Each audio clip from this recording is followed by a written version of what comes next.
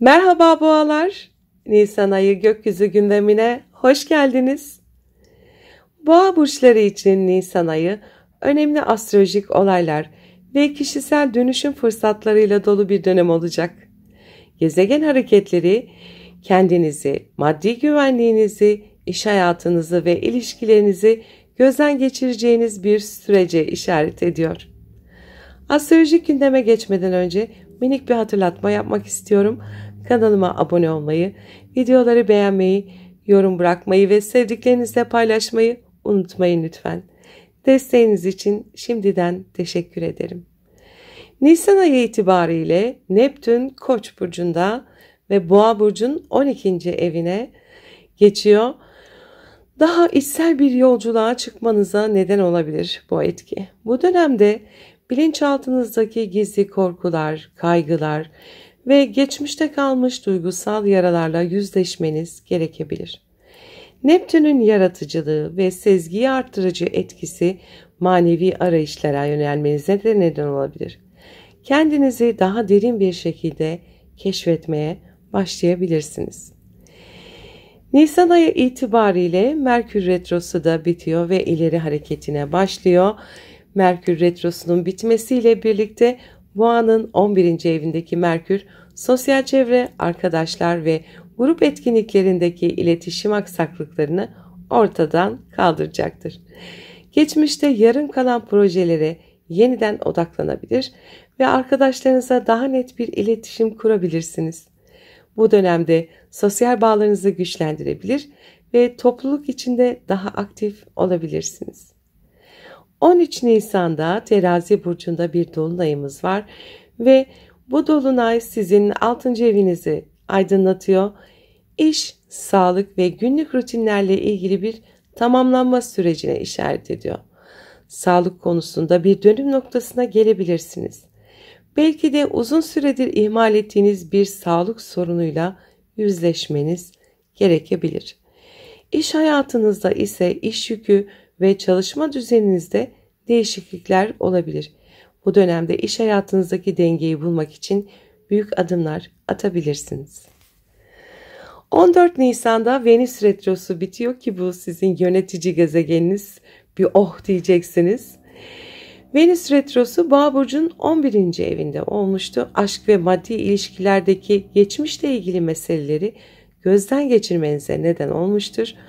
14 Nisan itibariyle Venüs'ün ileri harekete geçmesiyle birlikte sosyal ilişkilerde daha net bir vizyon ortaya çıkacaktır.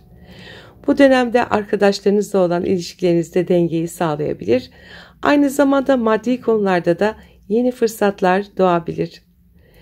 17 Nisan'da Merkür Koç burcuna geçecek ve Merkür Boğa burcunun 12 evine yerleşecek. İletişimin daha içsel ve sezgisel bir hale gelmesine neden olabilir. Düşüncelerinizin daha derin ve bilinçaltı düzeyde şekillenmesi mümkün. Bu dönemde yalnız kalma ihtiyacı hissedebilir, zihinsel olarak rahatlatıcı aktivitelere yönelebilirsiniz. Aynı zamanda geçmişteki meseleleri yeniden değerlendirme ve eski hataları telafi etme sürecine girebilirsiniz. 19 Nisan'da Mars Aslan burcuna geçecek. 20 Nisan'da Güneş de Boğa burcuna geçecek, yani sizin burcunuza, ve Plüto'yla ve Lilith'le bir karşıtık açısı yapacak. Şimdi bu konuyu biraz detaylıca açıklamak isterim. 19 Nisan'da Mars Aslan burcuna geçiyor. Mars'ın Aslan burcuna geçmesiyle birlikte Boğa burcunun 4. evinde hareket edecek ve aile, kökler, geçmiş, içsel güvenlik ve evle ilgilidir. Mars buraya geçtiğinde Boğa burçları için aile içindeki ilişkilerde hareketlenme, evle ilgili konularda daha fazla aksiyon alma ve bazı durumlarda huzursuzluk yaşama ihtimali doğabilir. Evde bazı değişiklikler yapmak isteyebilir ya da aile bireyleriyle güç mücadeleleri içine girebilirsiniz. Mars'ın etkisiyle Boğa burcu bu süreçte daha koruyucu ve sahiplenici olabilir. Ama aynı zamanda sabırsızlık ve tartışmalar da gündeme gelebilir. Özellikle ebeveynlerle veya aile büyükleriyle ilgili konular önem kazanabilir. Şimdi Mars Aslan Burcu'na geçmesiyle birlikte Plüto ile karşıtlık yapmaya başlayacak. Mars 4. evdeyken Kova burcundaki Plüto ile karşıtlık yapacak. Plüto Boğa burcunun 10. evinde hareket ediyor. 10. ev kariyer, toplum içindeki statü, uzun vadeli hedefler ve otorite figürleriyle ilişkilidir. Bu karşıtlık Boğa burcunun kariyer ve aile hayatı arasında bir gerilim yaşamasına neden olabilir. İş ve ev hayatını dengelemek zorlaşabilir. Bazı boğalar için iş değişiklikleri veya kariyerle ilgili zorlayıcı süreçler gündeme gelebilir.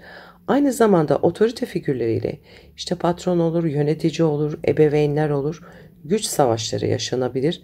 Bu dönemde Boğa burcu hem içsel güvenliğini hem de kariyer hedeflerini sorgulayabilir. Ani ve fevri kararlar almaktan kaçınmak, daha stratejik hareket etmek faydalı olacaktır. Ardından Güneş de Boğa burcuna geçecek.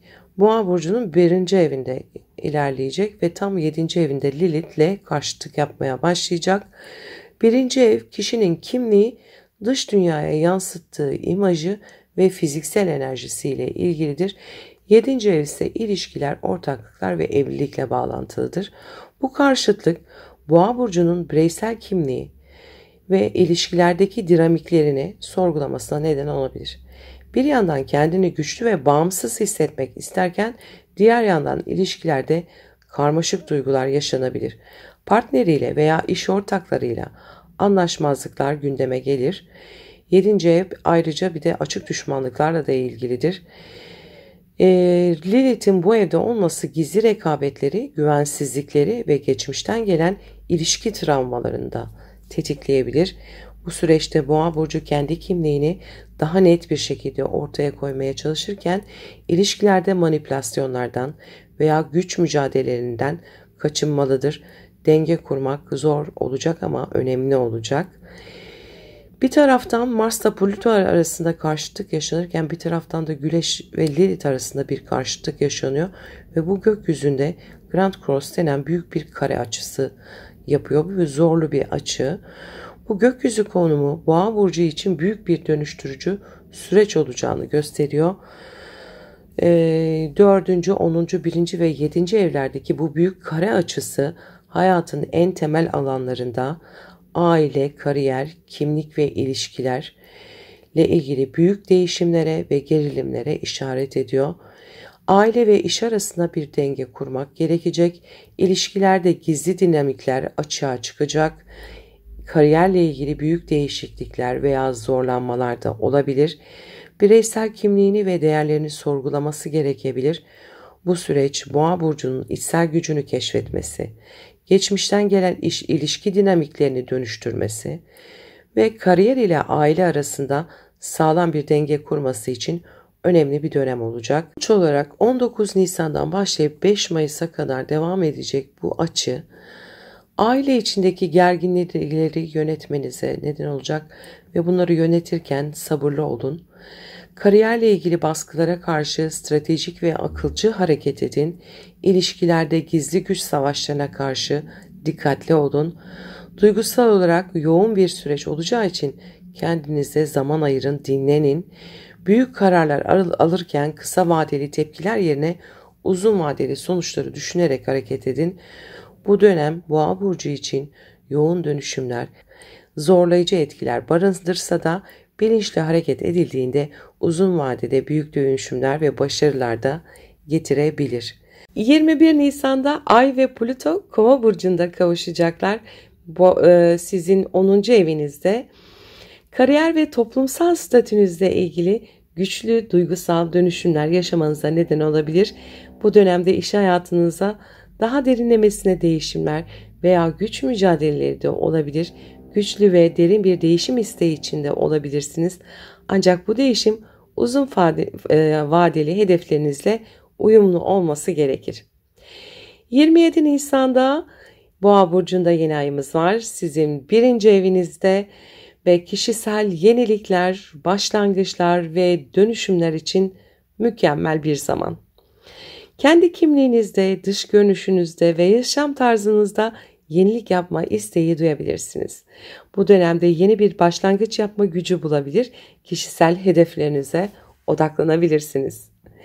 30 Nisan'da Ay ve Jüpiter kavuşum yapıyorlar İkizler Burcu'nda ve bu sizin 2. evinizde gerçekleşecek maddi konularda şans ve büyüme fırsatları yaratabilir. Bu dönemde finansal anlamda güzel gelişmeler olabilir ancak Mars'ın sert açıları bu fırsatları aceleci veya aşırı riskli bir şekilde değerlendirme eğilimi de yaratabilir. Bu yüzden maddi kararlarınızı temkinli ve sağlam adımlarla atmanız önemli. Özetle Nisan ayı Boğa burcu için önemli bir dönüm noktası olacak.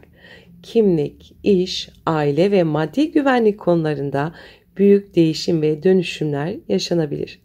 İçsel dönüşüm, sağlıklı bir denge kurma ve kariyerle ilgili yeni stratejiler oluşturma zamanı.